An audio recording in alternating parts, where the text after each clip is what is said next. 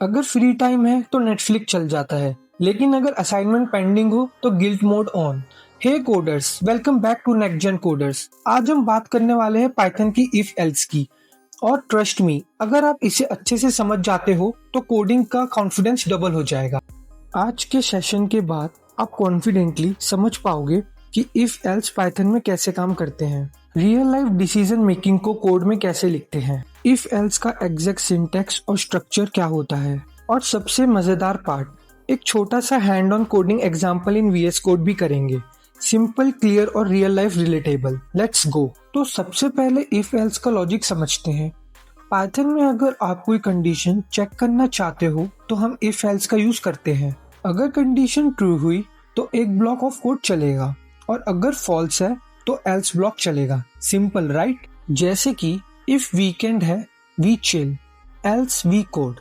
इसमें अगर वीकेंड है तो इफ कंडीशन ट्रू हो जाएगी, और अगर वीकेंड नहीं है तो एल्स पार्ट एग्जीक्यूट होगा।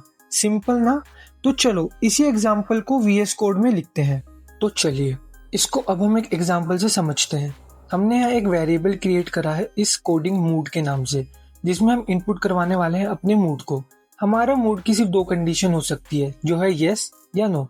या तो हम कोडिंग करेंगे या नहीं करेंगे। उसके बाद हम लिखेंगे इफ स्टेटमेंट, जो हमने लिखी है if is coding mood is equal to yes, तो हमारी ये वाली स्टेटमेंट प्रिंट होगी।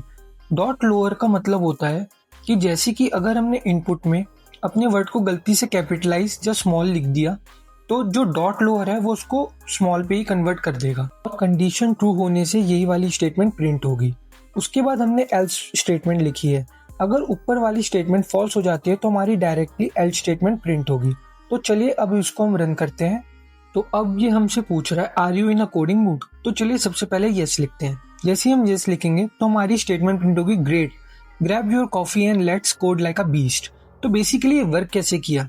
तो सबसे पहले जो हमारा इंटरप्रेटर है वो सबसे पहले इफ स्टेटमेंट पे जाएगा और वहां पे चेक करेगा कि हमारा जो कोडिंग मूड है वो येस है, तो हमने येस ही एंटर करा था, तो हमारी डायरेक्टली ये वाली जो स्टेटमेंट है वो प्रिंट हो जाएगी। वो एल्स पार्ट में जंप ही नहीं करेगा। देन चलिए अब इसको नो करते हैं, इसको वापस रन करते हैं, वापस से नो करते हैं एंड देन एंटर। तो अब हमारे प्रिंट हो ना I will do it later let's work JJK।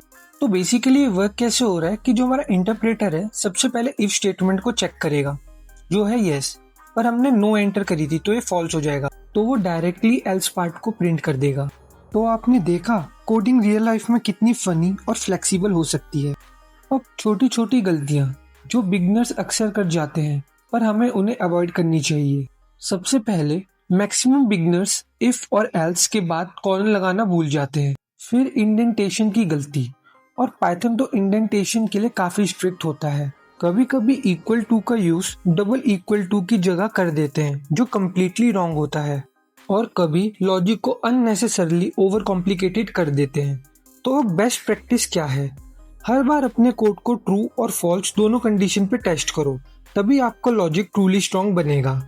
तो आपके लिए एक स्मॉल चैलेंज, आप एक AI मूड जनरेटर बना रहे हो जो रैंडमली मूड पिक करता है और उसके हिसाब से मैसेज देता है।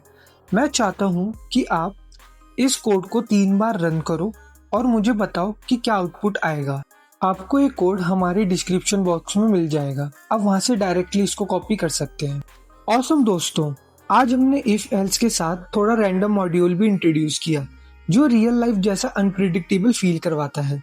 If you enjoy the video and example तो वीडियो को लाइक, शेयर और सब्सक्राइब करना ना भूलें। कमेंट सेक्शन में अपना फीडबैक और AI मूड रिजल्ट जरूर शेयर करें, मैं इंतजार करूंगा। Till then keep coding.